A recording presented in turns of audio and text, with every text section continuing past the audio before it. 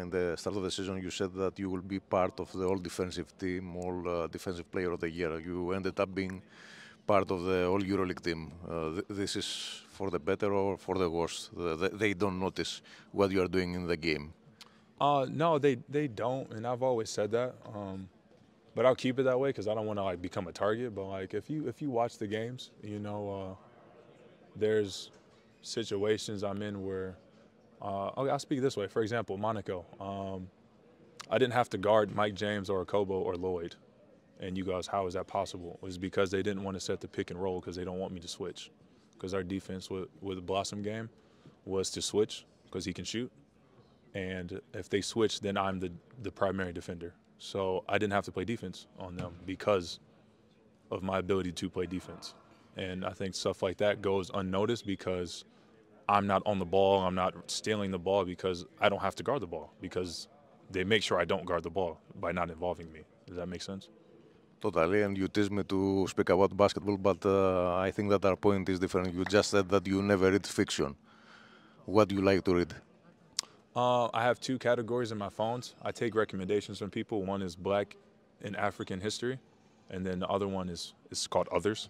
And in the Others section is like self-help type of books, facts, history, just general history, statistics, things like that that like have concrete stuff to it. And there's nothing wrong with fiction.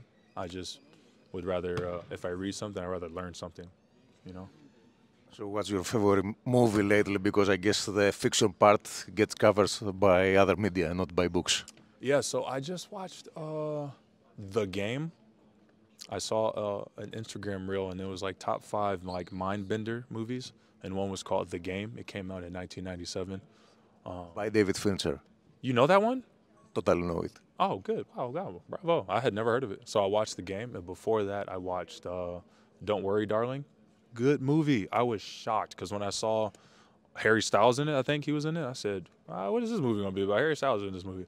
Very good movie. Surprising right up until the end. So those are the last 2 things I watched. I'm also watching, as I said, thanks to Thomas Walkup.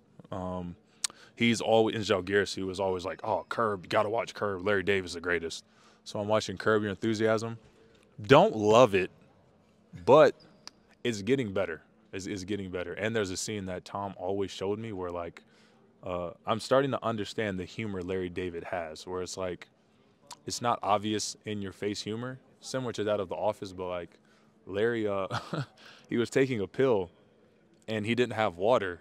So like instead of just like taking the pill, he like takes the pill and goes, and like tries to throw it. And it's hilarious. And I was like, once I saw that, I was like, okay, maybe I'm starting to pick up on the Larry David's humor, but it's good so far. There is a lot of backlash about the end of Curb Your Enthusiasm in the States. They say that this is a kind of humor that right now should be considered offensive. Do you believe that this is something that goes beyond the serial and goes straight to our era and to the social media and to the whole situation in the world that we are living on, that even a joke can become a matter of debate? What joke? Every joke, especially the last episode, created a lot of backlash because, in theory, Larry David didn't learn anything, and he was proud to say so. But they wanted to have a moral in the end of the story. Oh, well, are you ruining the show for me? Because I've never seen it before. It's a very rough outline. I'm in season 5 currently, so okay. we are pretty much on the same on the same level. So, it's a general question about how you view things, because, as you said, you are a scholar, let's say, of African history. Mm-hmm. Do you believe that we are living in an age and era that everything has to be dissected and viewed in a very peculiar lens? I am a big advocate of the phrase, it's not that serious, but it is. And I think it can be used often and frequently. We do, especially in today's age, we live in the whole like micro-analyze everybody's thing. How can we comment? How can we critique? How can we make someone feel bad? How can we judge? And at the same time, it's like you have to enjoy your life. You know, you can't live your life going, well, I know someone over there on the other side of the world is going through something horrible, so I need to be extremely unhappy at my family dinner tonight, which makes It makes no sense. You know, what you can do is you can enjoy, they talk about this in the Book of Joy. Very good book. My friend Nate gave it to me. Love you, Nate. Desmond Tutu and what's the guy called? The Dalai Lama. They have a conversation for a period of days, and they talk at length about people going, well, how can I be happy if someone over there is not happy? You know, and they do a good job of explaining like how you actually can enjoy your life, and at the same time make sure that in your life you're doing things to make your immediate surroundings better. And if everyone took that approach, then everywhere would be better if people tried to do that. But where would you draw the line? Where do you feel that there should be some kind of activism, some kind of action? I mean, it depends. I mean, it depends whatever people are feel they're being misled about or outraged about or being taken advantage of. That's different for every culture. That's different for every group of people around the world. What seems bad to one group of people is not bad to another. And, you know, I think that's also something important to notice is that's how culture is defined, is what is acceptable to this group of people and what is not.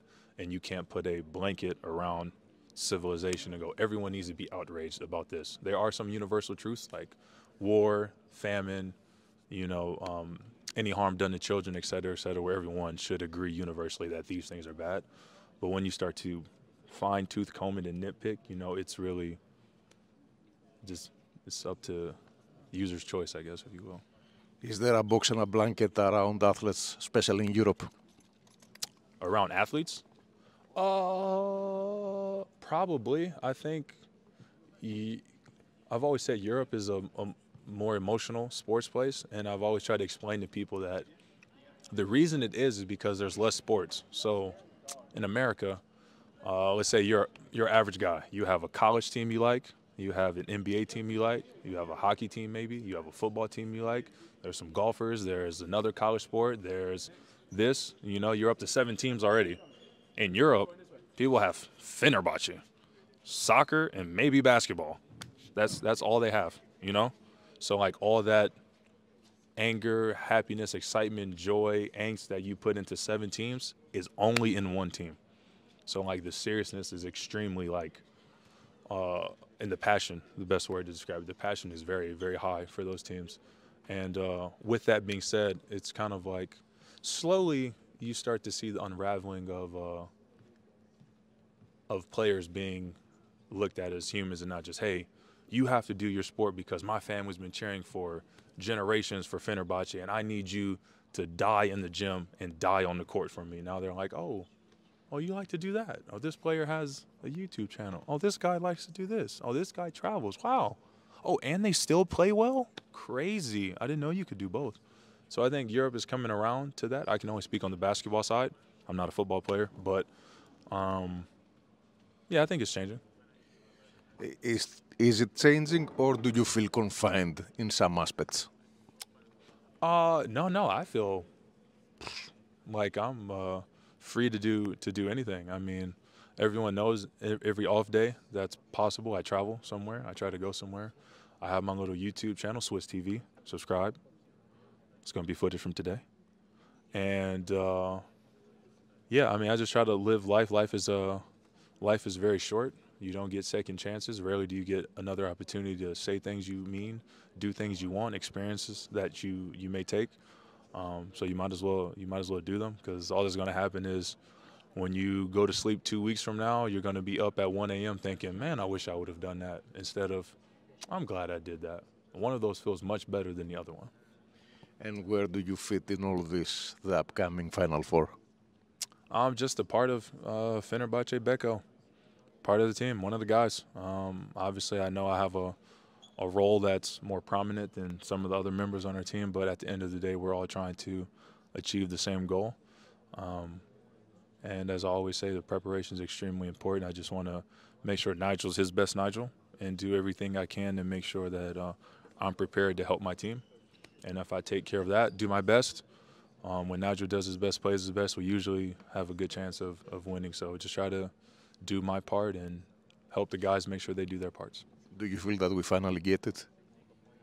I don't know. I don't know, man. It's the Final Four is That's why it's so well loved, because you just never know. It's not a series anymore, you know. So anything can happen. Somebody has one great game, they can win the series. A player has one bad game, they can lose the series for them. You never know what can happen, and that's the beauty of it. Same thing we have in America with the NCAA. That's why everyone loves March Madness, because of the chaos, unexpected wins and losses. So it's same thing with the EuroLeague. You just never know.